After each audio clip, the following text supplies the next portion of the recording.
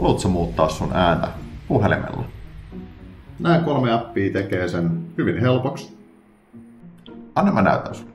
Tässä on 3 parasta appia äänen muokkaamiseen puhelimella. CapCutin mobiilisovellus. Sillä pystyy helposti muokkaamaan ääntä erilaisten tekoälysuodattimien avulla, ja tämä tekee siitä erinomaisen sisällön tuottajille, jotka haluaa lisää unikkeja ääniefektejä niiden videoihin tai tallenteisiin. Voit tehdä äänestä robottimaisen, vääristyneen tai vaikka ihan toisen henkilön. Toisena Voice Changer with Effects. Se on helppokäyttöinen sovellus, jolla pystyy muokata ääntä suodattimien avulla. Se sisältää efektejä kuten robotti, avaruusolio, monsteriääni ja mahdollisuuden säätää äänen korkeutta sekä sävyä. Se on ilmainen eikä vaadi monimutkaisia asetuksia. 3.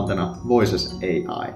Se on appi, joka käyttää tekoälyteknologiaa äänen muutosten luomiseen. Se tarjoaa laajan valikoiman ääniefektejä, ja se on ihanteellinen käyttäjille, jotka haluaa luoda ainutlaatuisia ja korkealaatuisia ääniä. Se on täydellinen sisällöntuottajille, jotka haluaa joustavan työkalun äänen parantamiseen ilman monimutkaisia asetuksia tai korkeita kustannuksia. Kuulostaako menet ihan Cristiano Ronaldo? Kerro kommenteissa, mitä sä tekisit sun videoille?